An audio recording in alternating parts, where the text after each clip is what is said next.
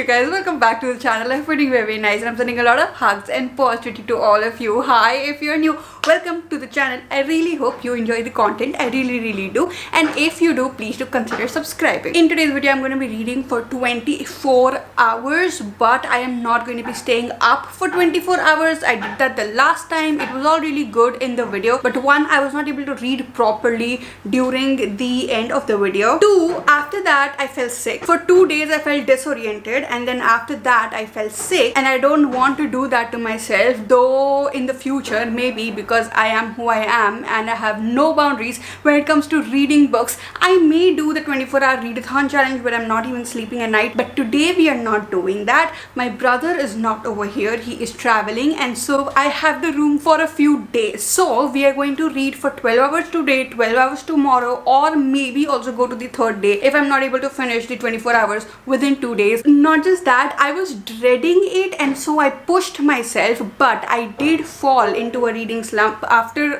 the Six of Crows duology. I tried to push through it by reading some romance books, and I did read 4 romance books, and after that I was supposed to be reading some other books, but then I felt like I'm in a slump. So what I do when I'm in a slump is one, the Forbidden Love, where I pick out some books and I'm like, you know what, I cannot read these books. Like, I really want to read these books, but I cannot read these books, and that sort of makes me want to read that book. And two, instead of thinking about what books I am going to read for a video, what books I'm going to read for this, that, all of those planning, I just randomly pick up books. So after the romance books, I read like 6 books within a week because I was randomly picking up books, and I read some amazing books, and now it is time to read the books which I put in my Forbidden Love pile. Here we go. We have my phone. It is 4:12 right now. I have been meaning to start doing this since 2 p.m. since like 1:30 2 p.m. I already took the book out and then I put it back in the package because at 1:30 I was like, I'm gonna start now, but something or the other is happening, and so I'm not able to start, and now it's 4:15. But anyways, it is 4:13 right now. We have the timer over here, and I am going to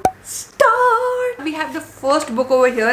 It is opened, but I have kept it in the package just because of how velvety and beautiful it is, and I think it will accumulate dust very fast, and I did not want that because after reading I can keep it between books and then it will not gather dust, but if I just kept it on the bed it would. And I am literally dying to read this book since I even saw it on screen, and Penguin India was very kind to send it to me, and the book is Strange Sally Diamond. It is so beautiful and it is so velvety, and this is like plasticky, but it's literally the softest book I have ever held in my hands. I do not know what this book is about, but the cover gives me Eleanor Oliphant is Completely Fine plus Fleabag, which is a series on Prime, mixed together, and I also know that it is a psychological thriller. So take Eleanor Oliphant and take Fleabag and make it a psychological thriller. That's what I think this is, which I just cannot stop thinking about this. I cannot stop myself from reading it. Only I know how I have held myself back, and that is why the Forbidden Love technique works so well for me. The reviews are just crazy. Like, the number of reviews are crazy. Sally Diamond cannot understand why what she did was so strange. She was only doing what her father told her to do,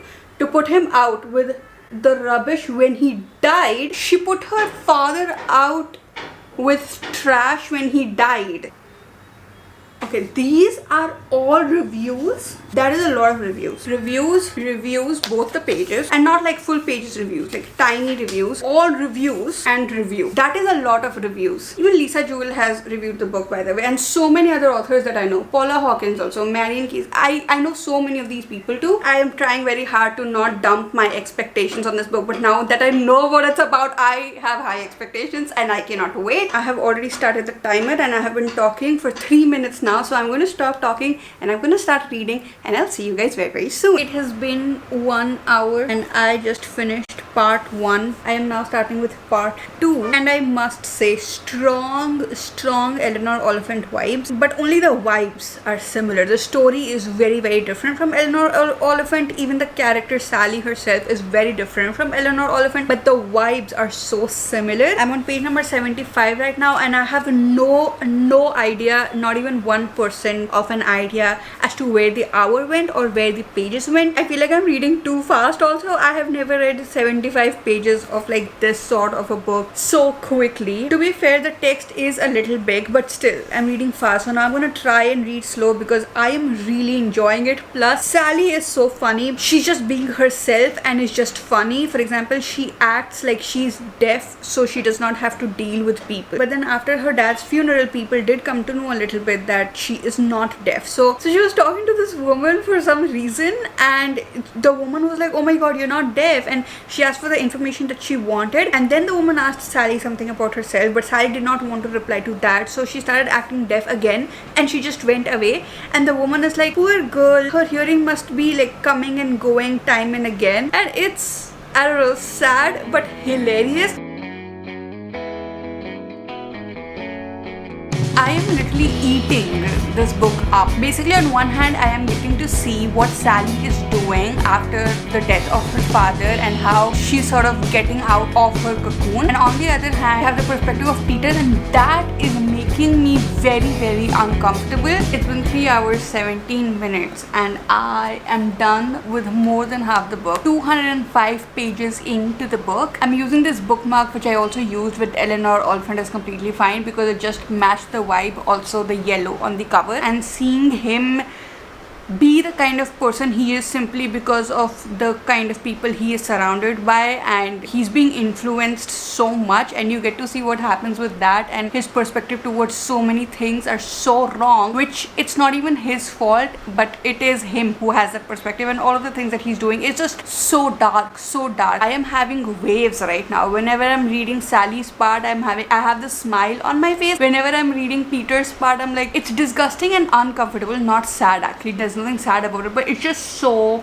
uncomfortable reading Peter's part. In all, I am enjoying the book so much. Now it's 3:20 right now. I am not even going to take a break right now, even after 200 pages. Sally is so cute. This is not a spoiler, but she went with someone called Sue to a place, and Sue had booked both of them like a hair and spa thing, and Sally did not want to do that, so she just said no to Sue. But Sue felt bad because she had already booked 2 appointments. Later on, when Sue came back to Sally was like, he says, look, I'm sorry, I'm really sorry, and you look so pretty, but this is just something that I will never do. And even after that, Sue seemed angry and she was being a little sarcastic, and that's when Sally says, I gritted my teeth and for a moment regretted the decision to undeaf myself. There were no misunderstandings when people thought I couldn't hear them. This is so cute, so adorable, sad, but so cute and so adorable. I feel like readathons are a good excuse for me to have more coffee, and I've not had coffee from McDonald's, like the iced coffee I used to have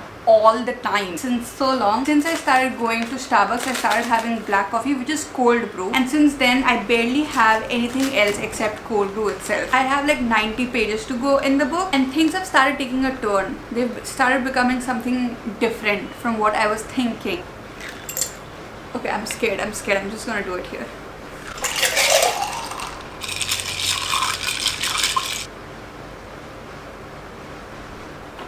I sort of missed this taste. 6 hours and 32 minutes and I am done with book 1. What did I just read? That was written so well. I think it is a very different thriller. I have been reading so many different kinds of thrillers recently, and that is what this book was like. Yes, it definitely still does have Eleanor Oliphant vibes, Fleabag vibes, but it is so much more than that, and those vibes are literally like 10% of the book. I feel like psychological thriller, something dark, and you want to read something fresh in that field, then this can definitely be your book. If you are bored with the pattern that a psychological thriller follows or thrillers follow in general, but you want to read something different, this is your book. I really enjoyed it. I am not able to obviously put everything I felt about this book into words right now. I think I will be able to when I'm doing the wrap up. First book is done and I loved it. I loved it so much. One of the books that I have been dying to read is Hello Beautiful by Ann Napolitano, but this book was so intense, even like when it comes to relationships. I don't think that I can read this one right now because I'll be like this was just so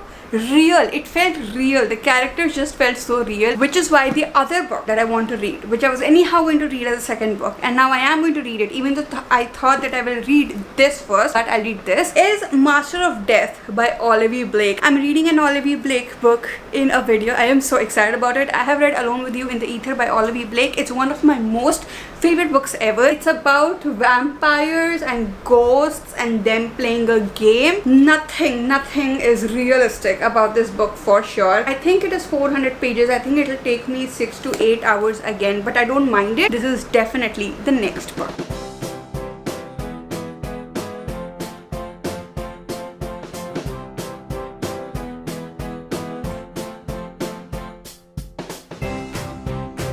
As I started with Masters of Death, I did not know what I am getting into, but as soon as I read the phrase, "Hello children, it's time for death," I was hooked. I was hooked in the first line of the book. I am halfway through Masters of Death by Olivia Blake, and it's almost been 10 hours since I have started this challenge. I think I completed the last book at around 6.5 or 7 hours, so I've been reading this since 3 hours, and I have read almost 200 pages, and this book has left me completely speechless. There's death, there is a vampire, there is a demon, there is an angel, there is a reaper, there is the godson of death whose name is Fox, and I already love him for some reason. Even though he's not supposed to be like a good character, I love him as a character, and they're all playing a game. It's not exactly found family obviously, but it is like all of these people from these different backgrounds, but they're not different backgrounds, they're all, and they're not people, all of these different creatures come together. So I don't know if it qualifies as found family, but it gives that feel. Secondly, I have no emotions involved in this book whatsoever, but still I love the book so much. I don't think I have ever defined a book like this before, but I defined this book as a very cool book. It's such a cool book. Till now it was sort of like the build up, but it did not feel like a build up at all. It was so insanely engaging that I have been eating this book up. So I'm gonna start the timer again. Hopefully I'm thinking that I will be done with this book by tonight and start the third book tonight, because only this much is left. My speed was really slow in the beginning because it's a little difficult to follow honestly, and the same thing happened with me in Alone with You in the Ether. Also in the beginning I don't really know what is going on, but after a few pages, after like 50-60 pages, I caught on, and now I can't stop reading, and it's so easy to read. It's still difficult to follow with so many things going on and so many perspective shifts and all of those things, but I'm eating the book up and my speed has definitely increased, and by that I mean that I'm actually able to understand the book better. So I don't know how many hours it's going to take for me to finish it, but I am going to finish it today, hopefully by nightfall. Also, I just wanted to share that I got this.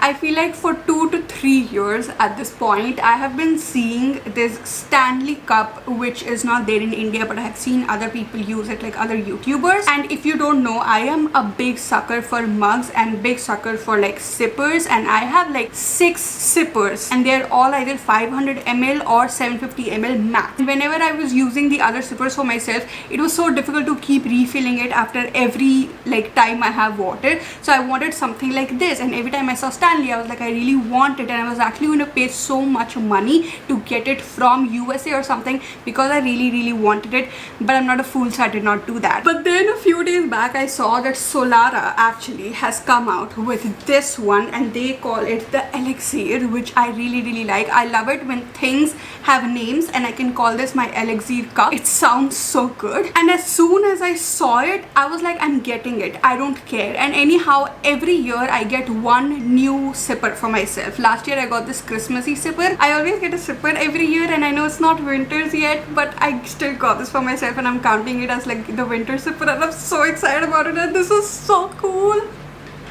I'm ready with my water, with my book. But I had already switched the timer on, so now I'm going to read.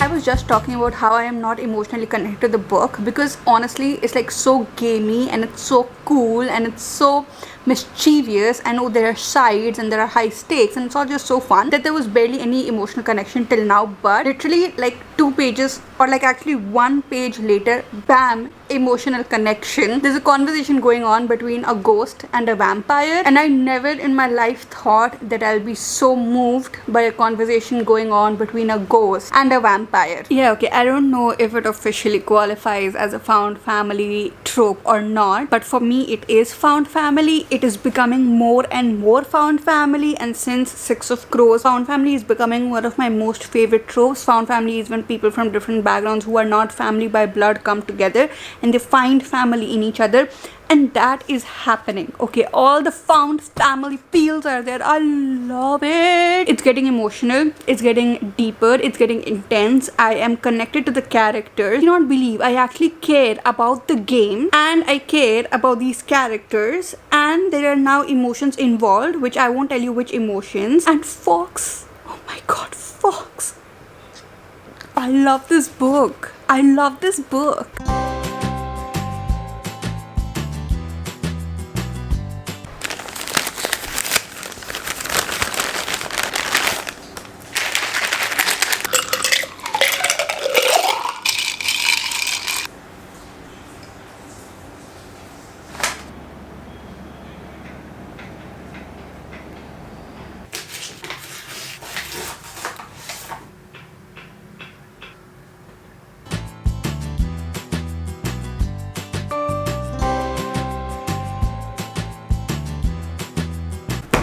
I did start reading We Are Inevitable by Gail Foreman. I still have to work on this thing. I don't know how to remove it. It's been 15 hours 49 minutes and I am 45 pages into the book. But before we talk more about this book, I want to talk about this book because I realize I have not given you an update about this book. And I also want to say that the whole reading for 24 hours in 2 days thing, 12 hours is gone. Okay, it's just gone. Yesterday I did read a little bit of this and I did enjoy it, but for some reason I was not able to get into it. Also probably because I just started reading this instantly after reading this and I was just not in the mood, so I kept it. I did lose a few minutes, actually a few hours in the 24-hour challenge where I have started a book and I have DNF'd it, and now it's not going to be there at the end of the video. But after that I did not read anything at all, and now this is the next day after that, so I think this is the 4th day. The reasons why I started the video are gone, but I've just read such amazing books and I am reading this one amazing book and I am going to read more amazing books,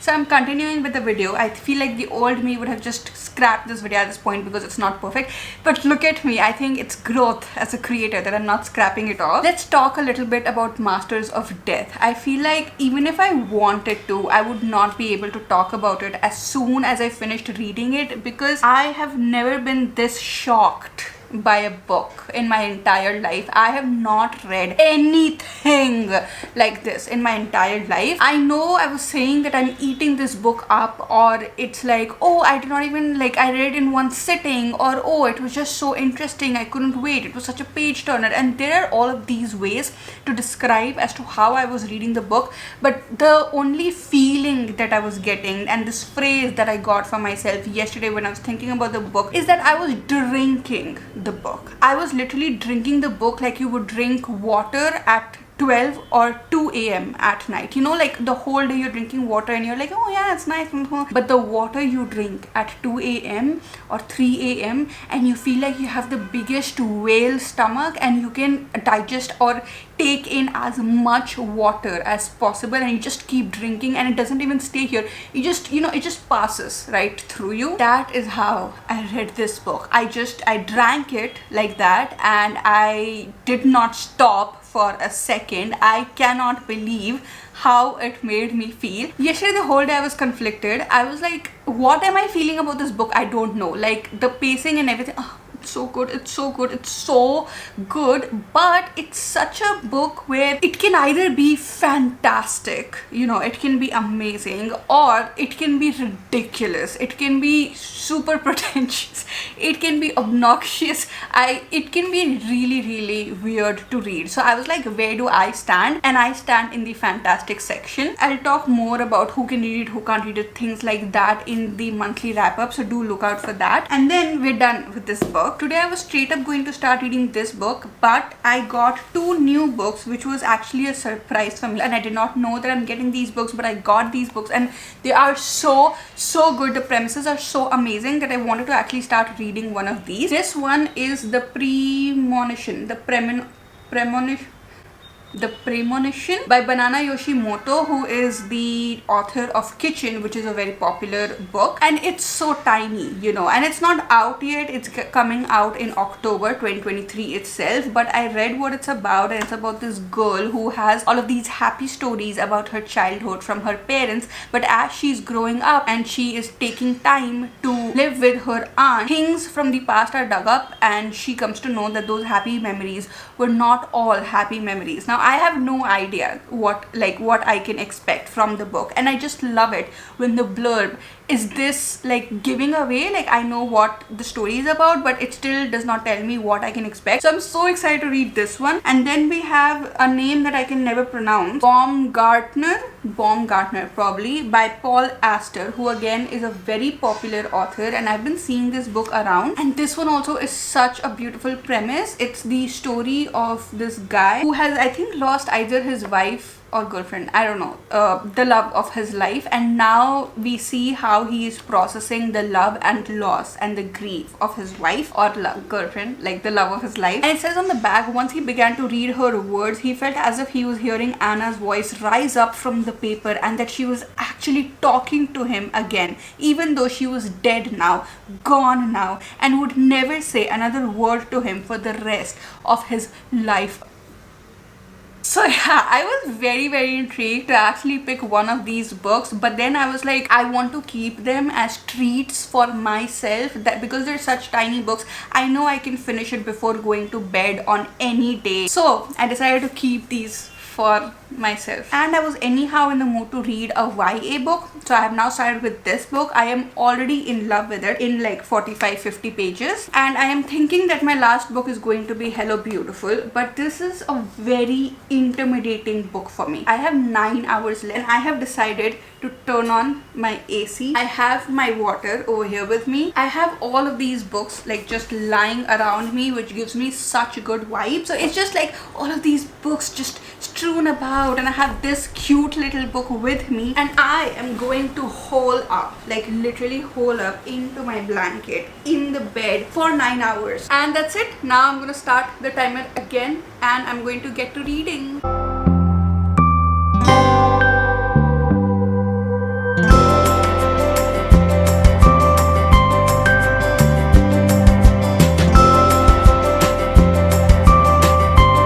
So good, it's so good. YA romance can never go wrong. Never in the world can it go wrong.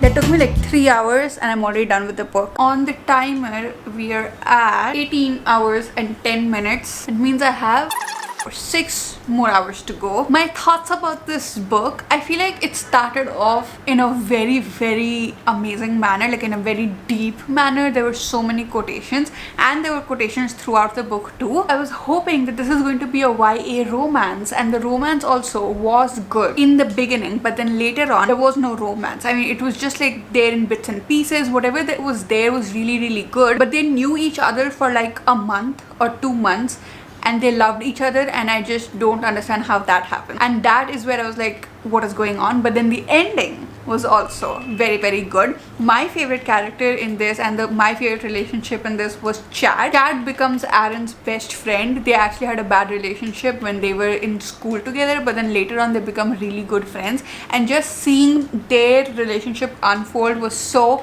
beautiful. The bromance was so beautiful, and also Aaron is trying to save his bookshop. That also was very interesting. So basically the entire book was really good. The only thing that was not there was the YA romance that I was looking for. I think I started the video with, you know, oh, I really want to read this, so I should be reading this, but as I said, I am intimidated by this book. I'm just thinking, if I was not reading this right now, what would I choose to read? And the answer is there's this audiobook I'm listening to which is called The Book Eaters. I would probably start listening to that right now, or I would read the books that Meenakshi sent today. These ones, I would definitely be reading this one for sure tonight, but I don't want to read this also, so I think we're just left with this. Let's just start with this and we'll see where things go.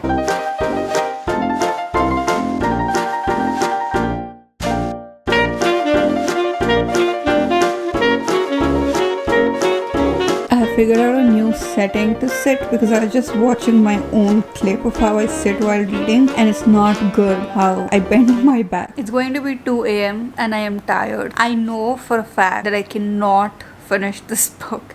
There is no way. The text is tiny, and not just that, like in books sometimes there are dialogues, like there are a lot of dialogues because of which it seems easier to read. But this one is just pages and pages filled with tiny words, so there's no way that I'm gonna finish it today, but I am definitely enjoying the book. The first character we read about was William. This is the story of 4 sisters who are completely inseparable, but then one of them, Julia, falls in love with a guy called William who they have already met obviously in the book, and they fall in love and Julia is so ready to have her future with him. But then as some things from the past come to William's life, instead of confiding in Julia, he goes to her younger sister Sylvie, and that sort of brings a break in the sisters. So till now we're just seeing what the characters are like and what all the 4 sisters are like, and I read one of the reviews on the back and it says like it's also a unique take on Little Women, and as soon as I read Little Women I realized that that is probably why I am attracted so much to the book, because even Little Women has 4 women in it and I loved reading their stories so much, but Little Women was so warm and so cozy to read. This one has this eerie feeling to it and it's honestly dark.